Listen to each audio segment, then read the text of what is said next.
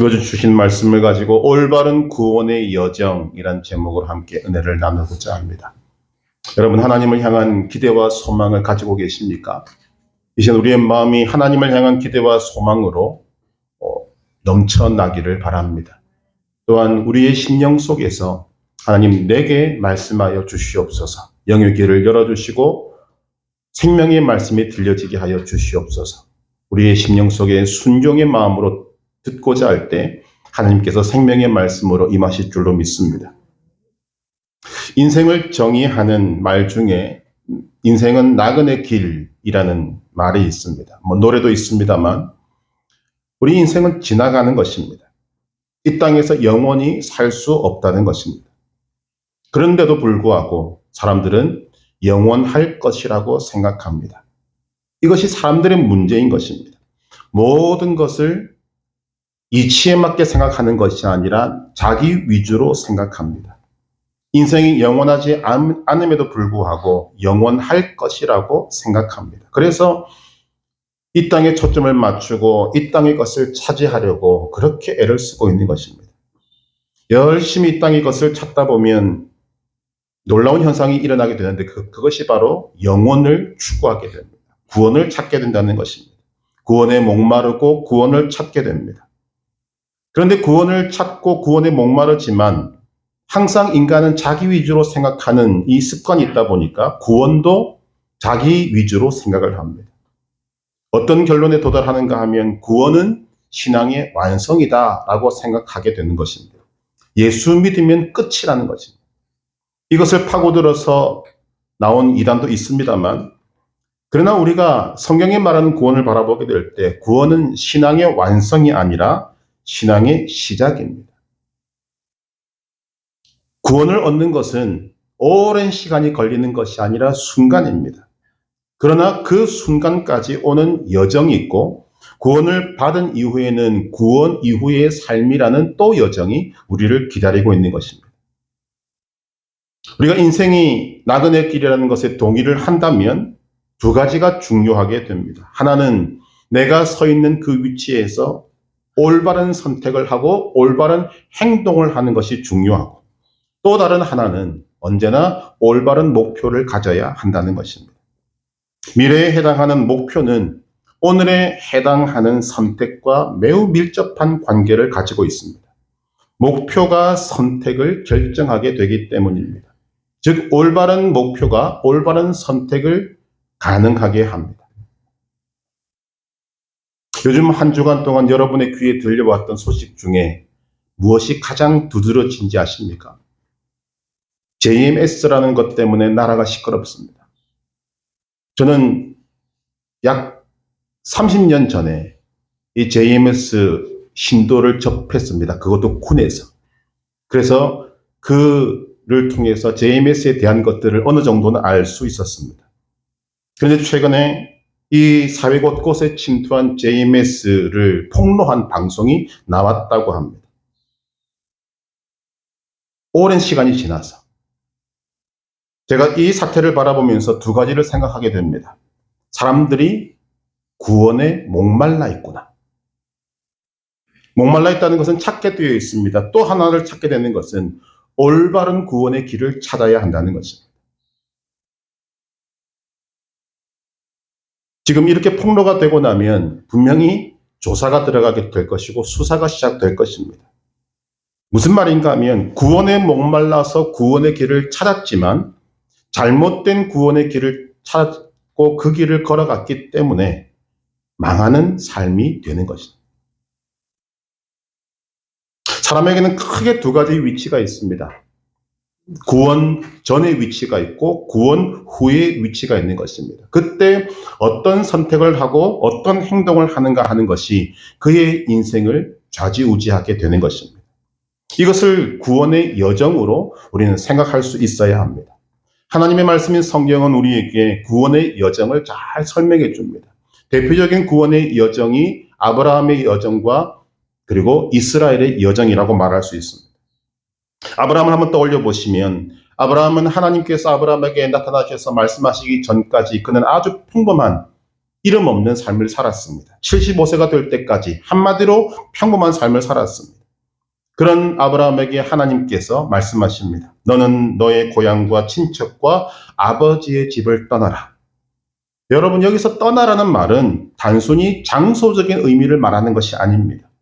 그 땅에서 살고 있는 사람들의 가치관, 정신세계, 가지고 있는 모든 것들을 떠나라는 것입니다. 그런데 중요한 것은 떠나라고는 말씀하시면서 하나님께서는 정확한 목적지를 말씀하시지 않았습니다. 그냥 이렇게 말씀하십니다. 내가 네게 지시할 땅으로 가라.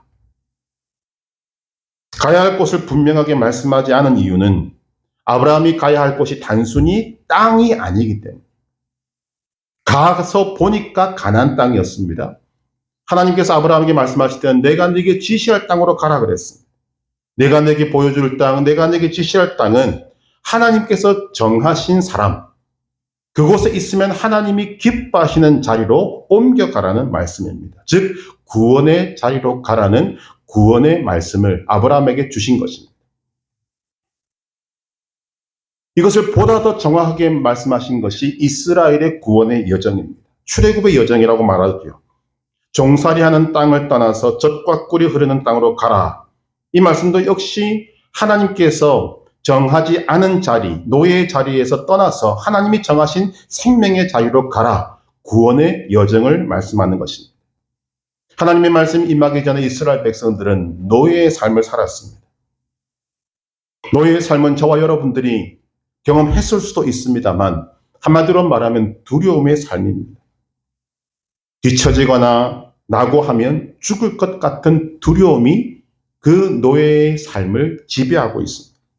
두려움뿐만 아니라 조금만 낙오하고 처지면 잘못하면 실제로 채찍을 맞습니다.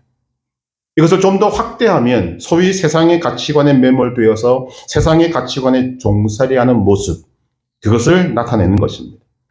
그런 이스라엘 백성들을 위해서 하나님께서는 모세를 보내십니다. 그리고 그들에게 복음을 던져주십니다. 내가 이 백성을 애굽에서 떠나게 하겠다. 그리고 이 떠나야 할 목적을 바로에게는 뭐라고 말씀하셨는가 하면 하나님께 절기를 지키고 희생을 드려야 하기 때문이다. 우리말로 말하면 하나님께 예배를 드리기 위해서 우리는 떠나야 한다라고 말합니다. 이것은 하나님께서 이스라엘 백성을 하나님의 백성 삼으시겠다는 하나님의 선전포고인 것입니다. 하나님의 백성은 세상의 가치를 따라서 두려움에 떨며 어찌할 바를 모르고 살아가는 노예의 삶이 아니라 하나님의 은혜에 감사하며 기쁜 마음으로 하나님을 예배하는 하나님께 드려지는 삶이어야 한다는 것입니다. 자리로 말씀을 드리면 노예의 자리는, 두려움의 자리는 하나님이 정하신 자리가 아닙니다. 하나님이 정하신 자리는 생명의 자리요, 구원의 자리요, 예배의 자리인 것입니다.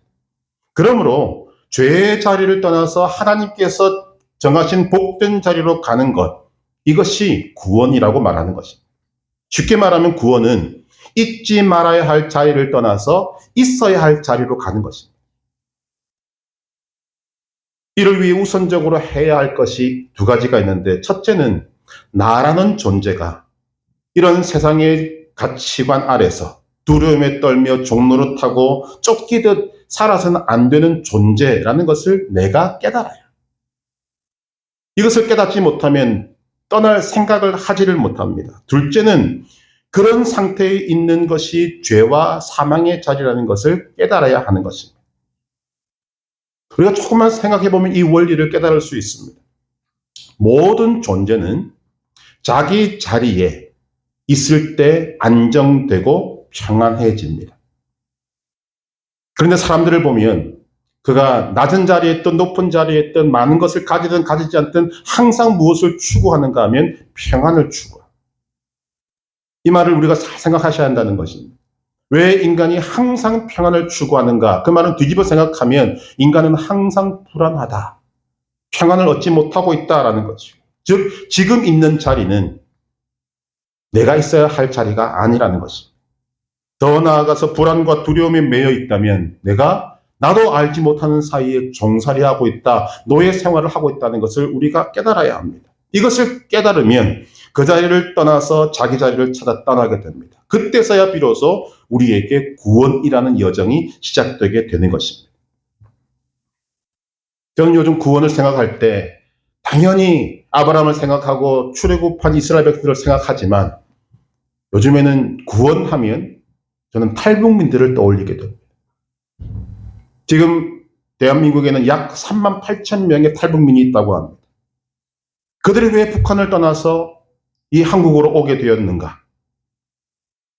지금 북한 주민들은 여러분이 어느 정도 알다시피 노예같이 살고 있습니다. 김씨 일가를 위해서 희생당하고 있는 것입니다. 그들이 죄가 많아서, 죄를 많이 지어서 노예 생활을 하고 있는 것이 아닙니다. 단지 그 땅에 태어났다는 이유 하나만으로 그렇게 살고 있는 것입니다. 북한 주민의 삶을 한마디로 말하면 힘든 삶입니다. 고달픈 삶입니다. 하루하루 힘겹게 살아가고 있습니다. 1990년대 중반부터 시작된 고난의 행군 때는 수백만 명이 굶어 죽었습니다. 그런데 지금 2023년, 지금 들려오는 북한의 소식도 그때와 별반 다르지 않다는 것입니다. 세월이 많이 흘렀지만 지금도 북한은 의식주 문제만으로도 힘에 겨워서 살고 있습니다. 그런데 의식주만 문제가 아닙니다. 말의 자유가 없고 소속의 자유, 직업의 자유, 이동의 자유, 거주 이전의 자유도 없습니다. 여러분, 우리가 그곳에서 산다고 생각해 보십시오. 단 한 시간도 못 살 것입니다. 생각할수록 지금 북한의 모습은 구원받기 전의 인간의 모습과 아주 비슷합니다. 힘든 것은 말할 것도 없고 이렇게 살아도 저렇게 살아도 마귀만 위하게 되는 거죠. 그 결과 사는 것도 지옥이지만 그렇게 살다가 죽으면 마귀와 함께 지옥에 가고 그 마귀와 함께 영원토록 지옥에서 살게 되는 것입니다. 이때 해야 될 가장 올바른 선택은 무엇인가? 떠나는 것입니다. 아직 구원받기 전의 위치에 여러분이 서 있다면 여러분은 그 위치를 아셔야 합니다. 구원받기 전에 있다면 여러분은 어떤 상황에서도 그 자리를 떠나야 하는 것입니다. 그것이 가장 올바른 선택이기 때문입니다. 죄의 자리에서 떠나시기를 바랍니다. 사망의 자리에서 떠나시기를 바랍니다. 그곳은 우리가 있어야 할 곳이 아닙니다. 있어서도 안 되는 곳입니다. 그런데 그런 자리를 떠나는 것도 그냥 떠날 수 있는 것이 아닙니다. 계기가 필요합니다. 90년대 중반에 고난의 행군이 있었다는 것을 방금 말씀드렸습니다. 그런데 정말 힘들어서 수백만 명이 굶어 죽었지만 그것이 북한에게는 기회가 되었습니다. 이래도 죽으나 저래도 죽으니까 사람들이 북경 지방을 중국과 국경을 접하고 있는 그곳에서부터 사람들이 중국으로 넘어가기 시작했습니다. 풍성한 중국에서 조금 일을 하니까 돈이 벌어집니다. 그 돈을 가지고 북한으로 넘어오니까 집안이 삽니다. 이 소식이 전해지기 시작하니까 너도 나도 북한을 탈출하는 거죠. 북한이 그 당시에 막을 힘이 없었다고 합니다. 워낙 굶어 죽어가니까. 그런데 살기 위해 중국에 넘어가서 일하던 사람들 귀에 한 가지 좋은 소식이 들립니다. 그들 말로 남조선이 잘 산다더라. 그런데 문제는 남조선이 잘 산다는 소식은 들리는데 믿어지지가 않는 거죠. 왜냐하면 오랜 세월 동안 세뇌를 받아왔기 때문입니다. 그런데 그 남한에 대한 좋은 소식이 작은 파문을 일으키기 시작합니다. 수십 년 세뇌를 받아왔는데 남한에 대한 좋은 소식이 조금 들리자 그 세뇌 가운데 작은 틈이 생기는 거죠. 거기서부터 흔들리기 시작하는 것입니다. 마음속에 의문이 생깁니다. 저 소식이 진짜면 어떡하지? 이것이 복음의 역할입니다. 복음을 모를 때는 죄의 노예로 살아도 힘들어도 그냥 살 수밖에 없습니다. 왜냐하면 살 수 있는 길이 있는지도 모르고 있어도 갈 방법을 모르기 때문입니다. 그런데 복음을 들으면 흔들리기 시작하는 것입니다. 예수님을 믿으면 구원 얻는다. 우리에게는 아무런 힘도 없는 것 같은 그런 말씀이지만 구원받기 전의 상태에 있는 사람들에게는 이 한 문장의 말씀이 그들의 삶을 흔들어 놓을 수 있습니다. 이것이 복음을 전해야 되는 이유가 되는 것입니다. 복음이 들려져야 합니다. 탈북민의 귀에 들린 작은 소식, 남조선이 잘 산다더라. 그 소식은 북한 주민들의 마음에 파문을 일으킵니다. 그리고 그 파문은 점점 퍼져서 파도가 됩니다. 그리고 의심하고 있는 그들의 눈에 그리고 손에 물증이 잡히기 시작합니다. Made in Korea라고 적혀있는 먹을 것, 입을 것, 마실 것, 가전제품, 온갖 생활용품들이 눈에 보이고 손에 잡히기 시작합니다. 물음표가 점점 느낌표가 되어 간다는 거죠. 더군다나 요즘 같은 이런 시대에 음악을 비롯해서 드라마, 영화 지금 밀물처럼 밀려 들어가고 있다고 합니다. 그런데 가장 최근에 탈북한 사람들의 말을 들어보면 가장 영향력을 미치고 있는 것이 무엇인가? 이미 탈출한 3만 8천 명의 탈북민들이 북에 있는 가족들에게 전하는 연락입니다. 수단마음을 가리지 않고 그들의 가족에 전하면 그 가정이 지금 북한의 3만 8천 가정이 지금 남한의 소식을 듣고 있는 것입니다.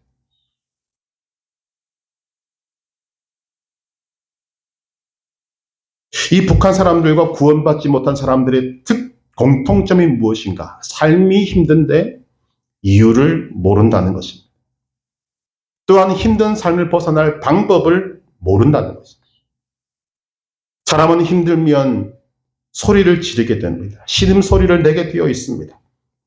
그러나 북한에도 구원받지 못한 사람들에게도 들어줄 사람이 없습니다. 들어도 도와줄 사람이 없습니다. 도와주고 싶어도 능력이 없습니다. 그런데 구원받지 못한 사람들, 사망의 자리에서 힘들 때 우리에게는 하나님의 은혜가 있다는 것을 오늘 말씀이 우리에게 가르쳐 주고 있습니다. 힘들 때 소리를 내는 우리와 마찬가지로 우리가 힘들 때, 우리가 소리 질러도 아무런 도움을 받지 못할 때 우리의 영은 하나님께 바로 우리의 어려움과 힘듦을 외친다는 것입니다. 오늘 말씀 26절에 뭐라고 이야기합니까? 이와 같이 성령도 우리의 연약함을 도우시다니 우리는 마땅히 기도할 바를 알지 못하나 오직 성령이 말할 수 없는 탄식으로 우리를 위하여 친히 간구하시느니라. 영이 신음소리를 냅니다. 영이 부르짖습니다. 그런데 이 영의 부르짖음과 신음소리를 들으시는 분이 계십니다. 그분이 하나님이십니다. 하나님은 영의 부르짖음과 신음소리를 들으실 뿐 아니라 도와줄 충분한 능력도 갖고 계신 분입니다. 출애굽기 2장 23절을 보면 노예 생활을 하고 있던 애굽에 있는 이스라엘 백성들에게 하나님의 말씀이 전해질 때 이렇게 기록합니다. 여러 해 후에 애굽 왕은 죽었고 이스라엘 자손은 고된 노동으로 말미암아 탄식하며 부르짖으니 그 고된 노동으로 말미암아 부르짖는 소리가 하나님께 상달된지라. 하나님이 들으신다는 것입니다. 하나님이 이스라엘 백성들의 고된 비명을 들으셨습니다. 애굽의 노예로서 힘든 삶을 살던 이스라엘 백성들에게 들으신 하나님으로부터 좋은 소식, 복음이 들려옵니다. 하나님께서 너희를 구원하실 것이다. 힘들고 어려운 삶을 살고 있는 사람에게 구원의 소식이 들려온다는 것은 하나님의 은혜입니다.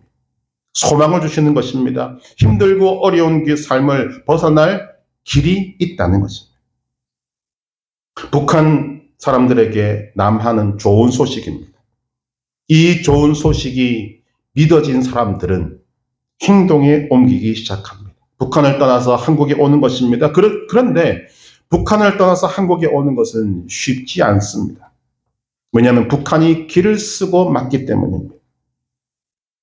많은 사람들이 탈북하다가 잡혀서 다시 북송됩니다. 북송되면 매를 맞고 감옥에 갇히고 중노동에 시달리고 죽어나갑니다. 한 사람이 탈북하다가 북송되면 온 가족이 추방당하고 감옥에 갑니다. 가족 중에 한 사람이 탈북해도 그 집안은 풍비박산이 나는 것입니다. 그래도 탈북합니다. 왜냐하면 좋은 소식을 들은 그 마음의 불꽃이 사그라들지 않기 때문에. 어떤 탈북민은 몇만 킬로미터를 돌아서 한국에 도착한 사람도 있습니다. 제가 몇 사람 자신들의 탈북 스토리를 하는 것을 들어봤을 때 한 사람 한 사람 탈북 이야기가 눈물 없이는 들을 수가 없습니다. 그들은 엄청난 대가를 지불하고 탈북한 것입니다. 그런데 하나님은 우리를 위해서 아들 예수 그리스도를 십자가에 죽이시고 그 핏값으로 우리를 사셨습니다. 이를 속량이라고 합니다. 그리고는 우리에게 주 예수를 믿으라. 그리하면 너와 내 집이 구원을 받으리라 하십니다. 은혜로 구원을 주신 것입니다. 내가 사망에서 떠나 생명으로 온 데 치러야 할 대가를 예수님이 대신 치러 주신 것입니다. 그리고 우리에게는 그냥 믿으라고 하십니다. 예수님을 믿으면 구원 얻는다라고 말씀하십니다. 로마서 10장 13절 누구든지 주의 이름을 부르는 자는 구원을 받으리라. 로마서 10장 10절 사람이 마음으로 믿어 의에 이르고 입으로 시인하여 구원에 이르느니라. 그러나 우리는 그 구원이 결코 공짜가 아니라는 것을 분명히 알아야 합니다. 탈북민이 자유를 얻기 위해 대가를 치른 그 어떤 대가보다도 더 훨씬 더 비교할 수 없는 대가를 예수님이 치러주셨기 때문입니다. 그것 때문에 우리는 믿음으로 거저 받을 뿐입니다. 그러나 우리가 알아야 할 사실이 있습니다. 구원 얻은 우리이지만 지금도 우리를 놓치지 않기 위해서 우리를 다시 사망의 자리로 끌어오기 위해서 악의 세력들은 지금도 길을 쓰고 달려들고 있다는 것입니다. 마귀는 어마어마한 세력으로 우리의 구원을 방해합니다. 우리를 무너뜨리려고 길을 씁니다. 그러나 예수님의 보혈의 능력은 그런 마귀의 모든 능력을 잠재우고 이길 크신 능력이시기 때문에 마귀는 결코 예수님을 이길 수 없는 것입니다. 오늘 여러분들에게 예수님을 믿음으로 인한 이 놀라운 구원이 임하기를 바랍니다. 여러분에게 있는 이 구원의 확증을 여러분들이 성령으로 인하여 받으시기를 바랍니다. 그러나 여러분 그것으로 끝이 아닙니다. 구원의 여정은 계속됩니다. 정말 힘들고 어려운 과정을 거쳐서 한국에 도착한 탈북민들은 약 6개월 정도 국정원과 하나원을 거쳐서 대한민국의 일원이 됩니다. 그들에게 대한민국은 처음부터 천국이라고 말을 합니다. 어떤 탈북민은 자신이 쓰는 일기장 첫머리에 큼지막하게 적어 놓는다고 합니다. 지옥에서 천국으로. 그들 입장에서 한국은 천국입니다. 의식주 해결은 말할 것도 없고 눈에 보이는 모든 것이 다 신기한 것입니다. 모든 것에 감사합니다. 그런데 여기서부터 삶이 나뉘더라는 거죠. 감사를 본다 하더라도 처음에는 모든 것을 감사합니다. 대부분의 탈북민들은 이 감사한 마음을 잊지 않고 그리고 잃어버리지 않기 위해서 무던히 애를 씁니다.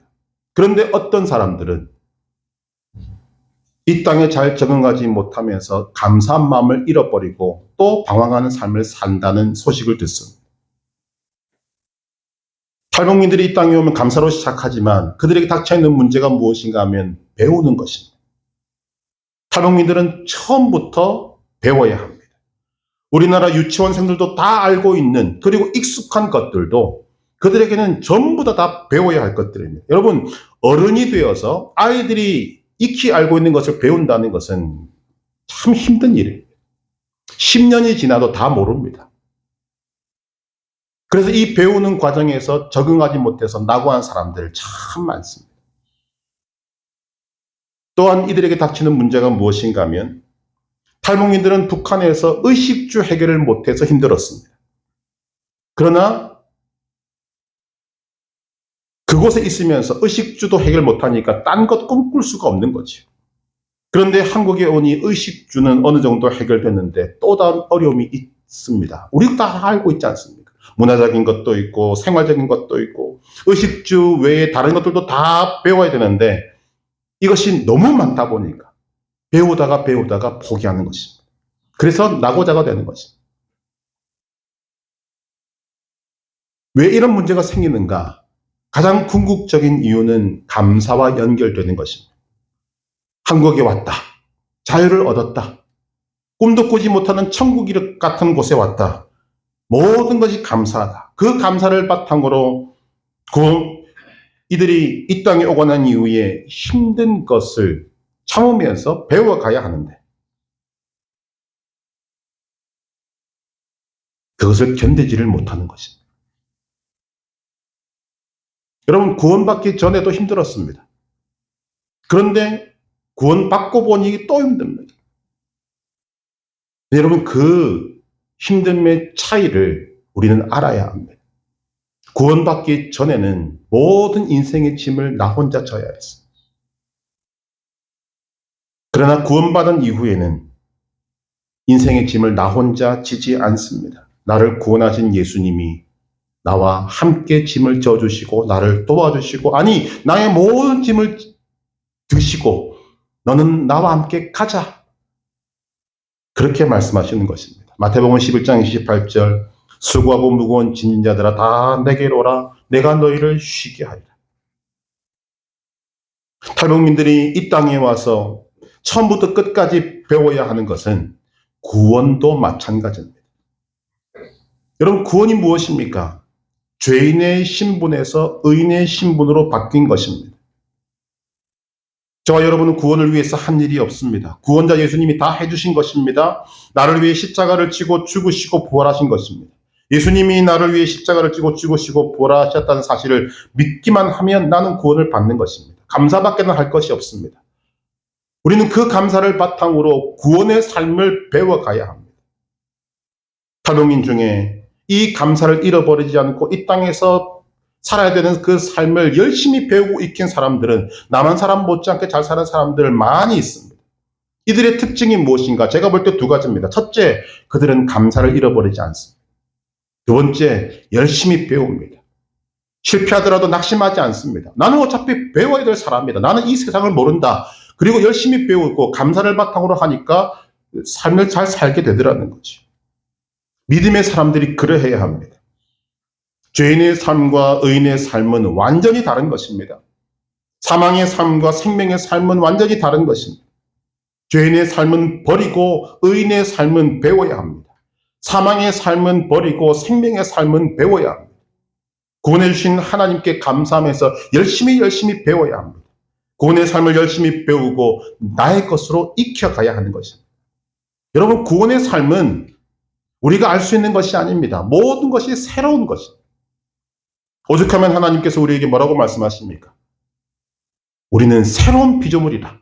그리스도 안에 있으면 새로운 피조물이라. 이전 것은 지나갔으니 보라 새 것이 되었도다.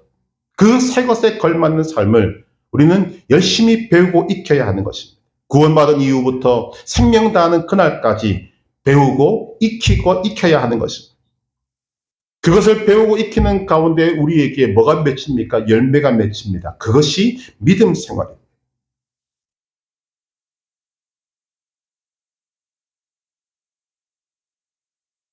교회 밖을 나가보면 이런 원리를 모르고 교회에 발을 디뎠다가 낙오자가 되어서 지금 방황하는 사람들이 무지무지 많습니다. 교회 안에도 많이 있습니다.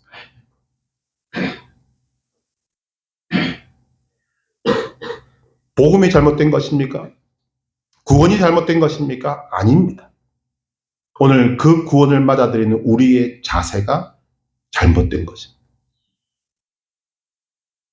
오늘 우리 모두는 구원의 여정에 있습니다. 여러분은 지금 어느 자리에 있으십니까? 아직 노예의 자리, 죄인의 자리, 죽음의 자리에 있다면 하나님께서 여러분의 영의 소리를 들으시고 들려주시는 생명의 복음, 그 좋은 소식을 들을 수 있게 되기를 바랍니다. 사망의 자리에 있는 여러분을 구원하고자 십자가에 달려 죽으시고 부활하신 구원자 예수님의 소식을 들을 수 있게 되기를 바랍니다. 그리고 하나님의 은혜로 그 사실이 믿어지게 되기를 바랍니다. 그 복음을 붙들고 노예의 자리를 떠나야 합니다.